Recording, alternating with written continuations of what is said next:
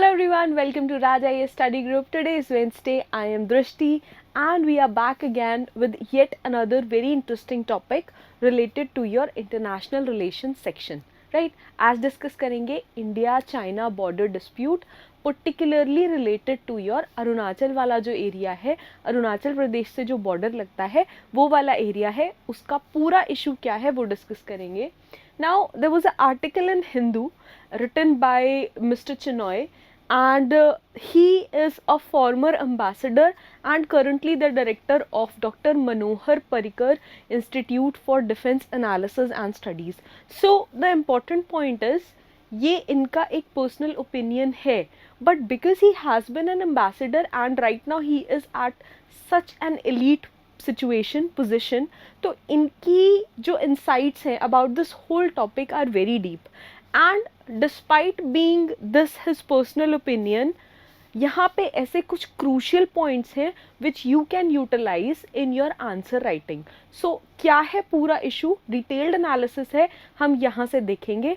अगर आप चाहें तो ये आर्टिकल पढ़ सकते हैं, मैंने जो की एरियाज है वो हाईलाइट किए हैं. एक बार डिटेल्ड एनालिसिस आपका और देख लेते हैं. राइट.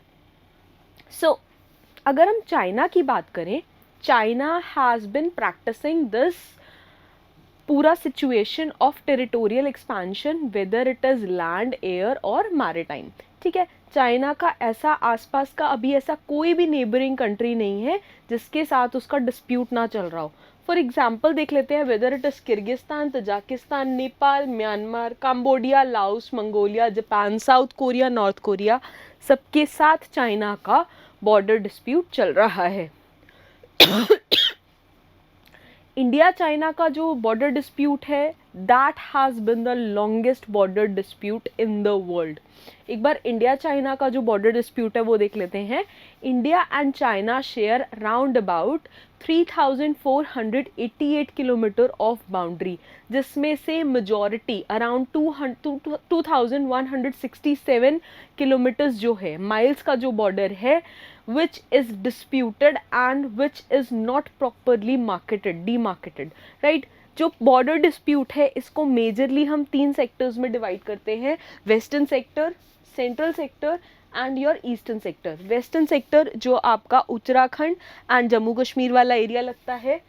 सेंट्रल सेक्टर में अगर आप देखो तो ये आपका जो यहाँ पे डोकलाम इशू हुआ था भूटान के साथ वो वाला एरिया आता है. And if we talk about eastern sector तो आपका जो सुबनसिरी एंड तवांग वाला एरिया है यहाँ पे वो वाले क्रूशियल एरियाज आते हैं. आज का हमारा जो मेन फोकस रहेगा वो इस एरिया पे रहेगा because Chinese government has recently come up with one yet other notorious practice of claiming जो अरुणाचल वाला रीजन है हमारा उसको as their own as a part of South Tibet. ठीक है, तो इसके रिवॉल्व करेगा अराउंड पूरा जो टॉपिक है. नाउ ये मेजर पॉइंट्स हैं जो मैंने आपको बताए. अक्साई चीन वाला एरिया है, this has been occupied by China and PoK में से भी काफ़ी सारा एरिया पाकिस्तान ने इलीगली सीड कर दिया है चाइना को. ठीक है, under their so called friendship. ठीक है, तो यहाँ पे एक मेजर इशू आता है. देन जो आपकी ये सिक्किम वाला एरिया है भूटान में, डोकलाम वाला जो एरिया आया था यहाँ पे इशू आता है. एंड ये अरुणाचल प्रदेश वाला जो एरिया है यहाँ पे तवांग वाला जो एरिया है, this is a major point of contention. क्यों? बिकॉज ऑफ मैकमोहन लाइन जिसको चाइना मानने से मना करता है. एंड चाइना अरुणाचल के साथ साथ और काफ़ी सारे area still Myanmar border India के क्लेम करता है. राइट. नाउ डिस्प्यूट देखें, होल ऑफ अक्साई चीन जो है ये इंडिया बोलता है इंडिया का है एंड इंडिया का है. It has been ceded by या it has been occupied by China for now but it is an Indian territory. Whole of NEFA north east frontier agency, पहले जिसका नाम होता था अराउंड अबाउट जवाहरलाल नेहरू जी के टाइम पे, and now Arunachal Pradesh, it is claimed by China but it has been and it always will be India का part. Present disputes की अगर हम बात करें, वेस्टर्न सेक्टर में जो लद्दाख वाला है चाइना जहाँ पे क्लेम सीक कर रहा है. जो आपका त्रिग हाइट्स वाला एरिया है in Daulat Beg Oldi region, DBO area जिसको बोला जाता है मिलिट्री टर्म्स में. देन देमचौक की बात करें in the south area.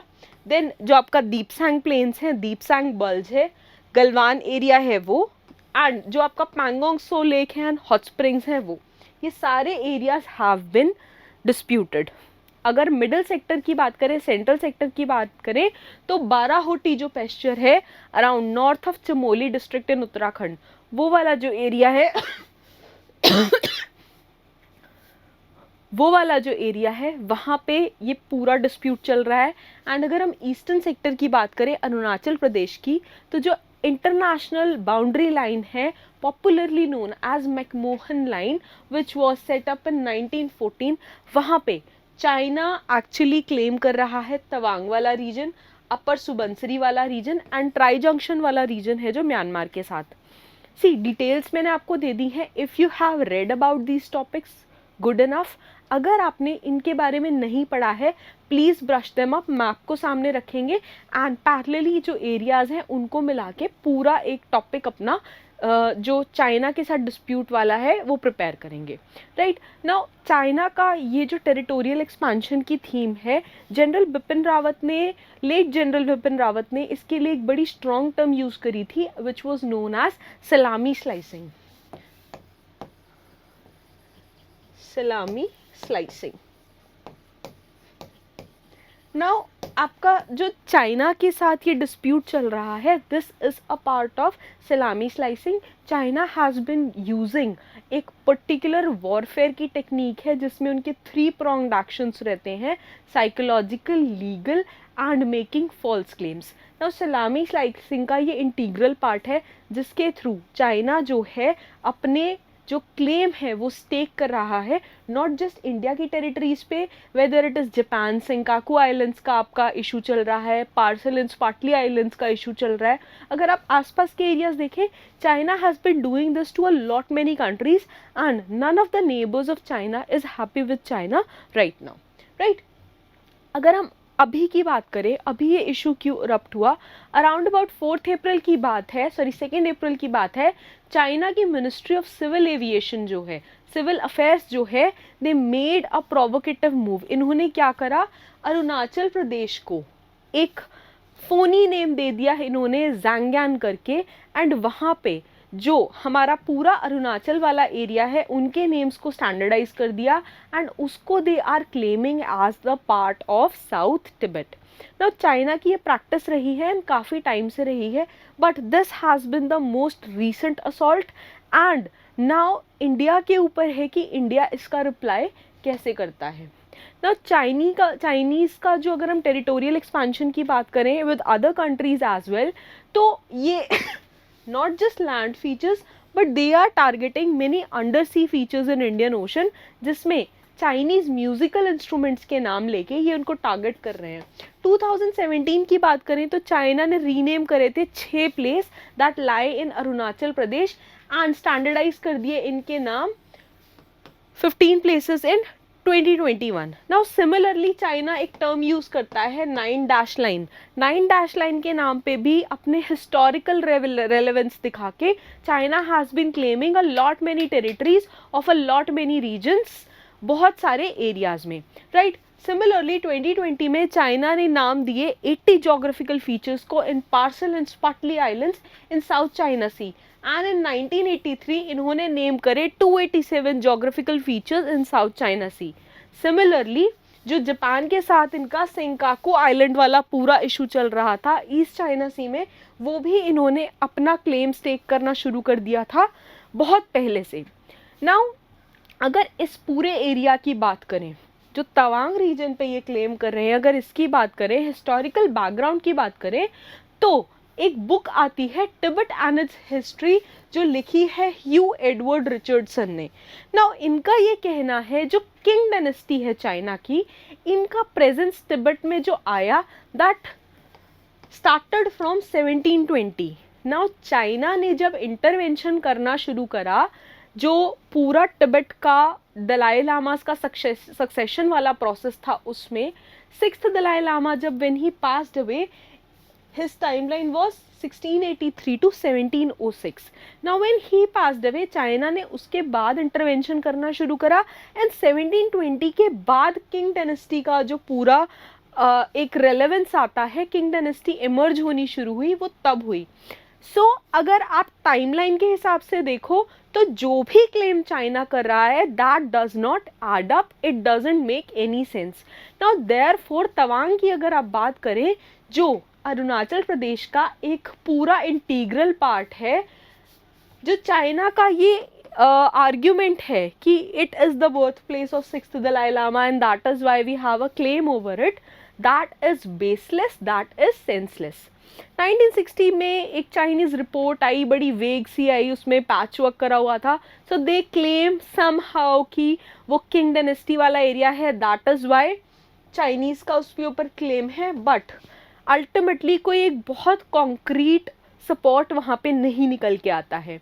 Now Arunachal Pradesh formerly which was also known as NEFA, north east frontier Agency, यहाँ पे वेरियस ट्राइब्स रहती हैं विच हैव हैड इंडिया के जो बाकी एरियाज हैं उनसे बड़े ही टाइम से ancient contact.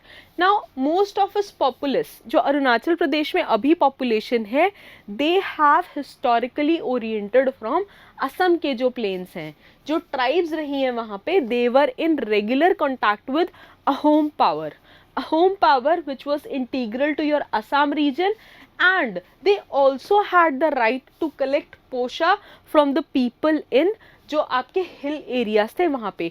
Porsche was sort of a tax जो प्रेवलेंट था इस पूरे एरिया में।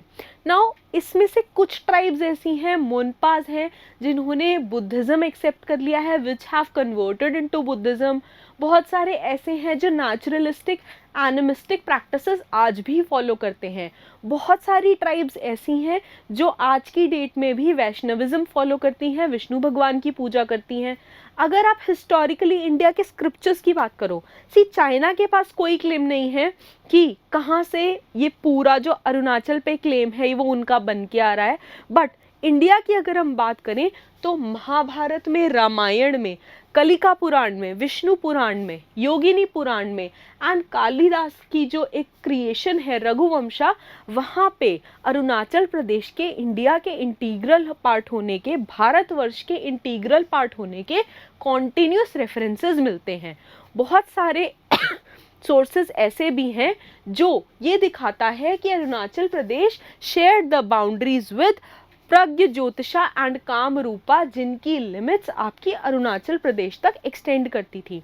नाउ अगर आप इसके अलावा और थोड़े से एग्जाम्पल्स देखो, see the proofs, literary proofs, archaeological proofs are in a good number which India has. Shivling है एक ज़ीरो में, ज़ीरो वैली पड़ती है वहाँ पे, आई एम श्योर अपने ज्योग्राफी में पढ़ा होगा, अगर नहीं पढ़ा तो please refer it. Now Shivalinga है एक ज़ीरो में, सिमिलरली परशुराम कुंड है एंड मलिंथन में टेम्पल रूइंस हैं जो कनेक्टेड हैं परशुराम जी से, रुक्मिणी जी से, भीष्मका जी से, शिशुपाल से, एंड दे शो कि वी हैव हैड महाभारत के टाइम से इन्फ्लुएंस इस पूरे एरिया पे। कुछ मिशमीज हैं, मिशमीज जो है, जो ट्राइब है, they consider themselves to be the descendants of king Bhishmaka. King Bhishmaka से वो अपना डिसेंट ट्रेस करते हैं। किंग भीष्मका कौन थे? किंग भीष्मका थे रुक्मिणी जी के फादर। रुक्मिणी जी कौन थी? Rukmini ji was the queen consort of lord Krishna. ठीक है, तो यहाँ से वो अपना डिसेंट ट्रेस करते हैं। सिमिलरली कुछ अकाज हैं, अका ट्राइब हैं जो अपना डिसेंट है ये ट्रेस करती हैं किंग भालुका से। किंग भालुका कौन थे? King Bhaluka was said to be great grandfather of Banasura. Banasura थे जिनका वध अगेन लॉर्ड कृष्ण ने करा था। सो अगर आप टोटालिटी में देखो तो महाभारत से कॉन्टिन्यूअस रेफरेंसेस मिल रहे हैं इसके। नाउ आर्कियोलॉजिकल फाइंड्स की अगर हम बात करें तो यहाँ पे हमें न्यूमिस्मैटिक्स में कुछ सिल्वर कॉइन्स मिले हैं and inscriptions मिले हैं which are in Arabic and which trace their origin to Bhalukpong which is linked to a Muslim ruler of Bengal। ठीक है, सो अरुणाचल का चाइना से कोई भी लिंक नहीं मिल रहा है अब तक। वेस्ट बंगाल तक, असम तक तो मिल रहा है, बट चाइना से कोई भी नहीं मिल रहा है। नाउ अगर हम फोर्ट के आर्किटेक्चर्स की बात करें, so we have covered literary sources, we have covered lores, we have covered numismatics। now अगर हम आर्कियोलॉजी की बात करें तो जो बहुत सारे फोर्ट्स हैं भालुकपोंग में, ईटा में और भीष्मकानगर में, which were built between 10th and 16th centuries, तो जितना भी इसका आर्किटेक्चरल स्टाइल है, इन्फ्लुएंस है, that is heavily influenced by Ramayana, Mahabharata and Arthashastra. जो ये जितने भी फोर्ट्स हैं, these were the frontier forts, ठीक है, जो प्राइम सिक्योरिटी सिस्टम थे of the Brahmaputra valley. Now problem ये है चाइना को तवांग चाहिए क्यों? नाउ तवांग जो है it is one of the most holiest sites of Tibetan Buddhism. Now Tawang की अगर आप बात करो, इट इज जो उसकी ज्योग्राफी है दैट इज अल्पाइन, तो वहाँ से उसका टूरिज्म पोटेंशियल बढ़ जाता है। Then because it is central to Tibetan Buddhism, तो टिबेट वाले लोगों को खुश करने के लिए, बिकॉज चाइना ने इलीगली टिबेट भी ऑक्यूपाई करा है, तो टिबेट में जो कॉन्टिन्यूस इनके रिबेलियंस होते हैं उसको सप्रेस करने के लिए, उसको मेलो डाउन करने के लिए तवांग को they see it as a prized possession. Also अगर आप रेवेन्यू के सेंस में देखो तो तवांग जो है बीइंग इतना पुराना, एसोसिएटेड विद इतने सारे religions, right, also being central to Buddhism, they see, China sees उसमें ह्यूज पिलग्रिमेज एंड आर्किटेक्चरल जो रेवेन्यू पोटेंशियल है वो। ऑल्सो बहुत ज़्यादा क्लोज इंडिया के बॉर्डर से, वो वहाँ से भी आ जाएंगे। This is the one of the foremost reasons कि China is hellbent on occupying जो आपका तवांग वाला रीजन है वो। अब चाइना इसमें पूरी स्ट्रैटेजी क्या फॉलो कर रहा है? चाइना के जितने भी क्लेम्स हैं, these are not just on जो आपका तवांग वाला रीजन है, ये क्लेम्स हैं आपके हिमालयाज में, ईस्ट में, साउथ चाइना सी में and even in the Indian Ocean. अगर आप चाइना की अभी भी प्रैक्टिस देखो, they have been collaborating with Pakistan etcetera notoriously, and India को परेशान कर ही रहे हैं, कोशिश कर रहे हैं, बट ठीक है, we have always had an advantage. ना चाइना का प्लान करें अगर हम, तो 3 वॉरफेयर के जो इनके इश्यूज हैं, जो 3 तरह का वॉरफेयर ये इम्प्लाई करना चाह रहे हैं, वो क्या क्या है? It is method of propaganda. पहले एक चीज़ के ऊपर इतना क्लेम कर दो कि वर्ल्ड लीडर्स की दुनिया में वो एक डिस्प्यूटेड टेरिटरी की तरह आए, जबकि वहाँ पे कोई डिस्प्यूट नहीं है। एंड ये सिर्फ इंडिया के केस में नहीं हो रहा है, China has been doing it with all its neighbouring countries. आप कॉन्टिन्यूसली एक चीज़ को इतनी बार अपना बोलोगे कि बाकी के वर्ल्ड को लगेगा कि शायद एक्चुअली में भी इनकी बात में कुछ सच है। Now this is a psychological warfare and a legal warfare. एक बार कोई भी चीज़ लीगैलिटी में फंस गई, the classic example is Aksai चीन। अक्साई चीन एंड पीओके वाला एरिया जो पाकिस्तान ने इलीगली चाइना को दे दिया है, नाउ वो इतना बड़ा डिस्प्यूट बन चुका है कि उसको रिजॉल्व करवाना अपने आप में it is an prestige battle, it is an ego battle. तो there is a very limited chance कि वो बहुत एनी टाइम सून अभी रिजॉल्व हो पाएगा।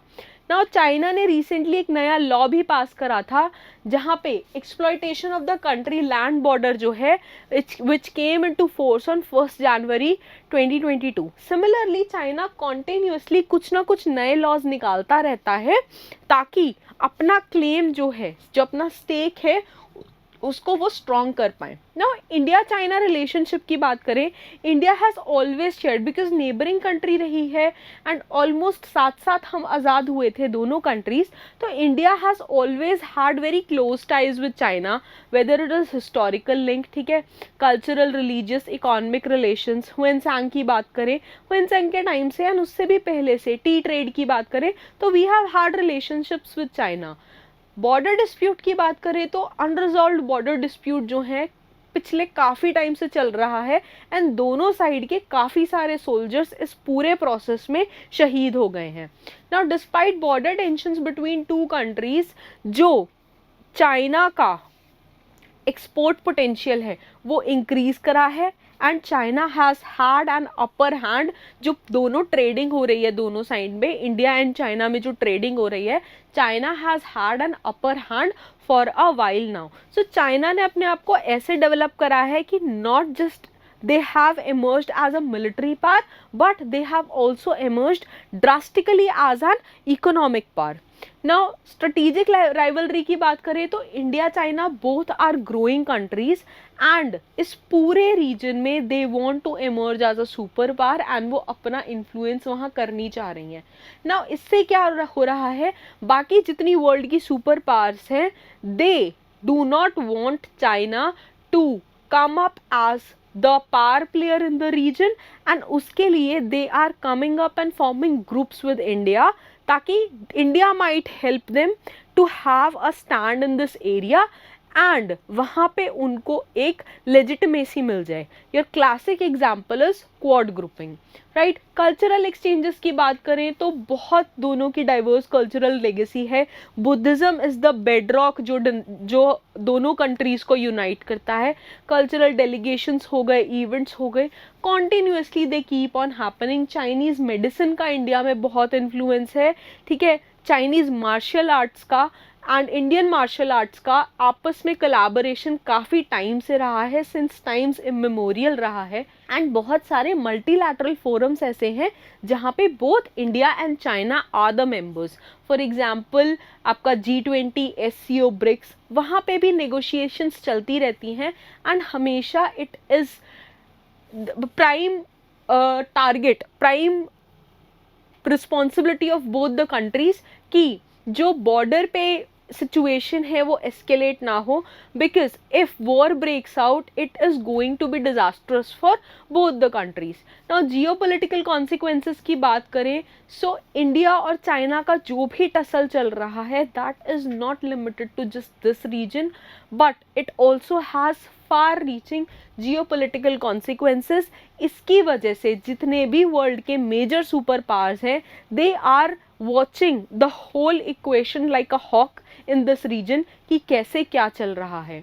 नाउ अगर हम चाइना की बात करें, रिसेंट टाइम्स में इन्होंने क्या क्या करा है जिसकी वजह से इनके रिलेशंस इंडिया के साथ डिटेरियोरेट हो गए हैं.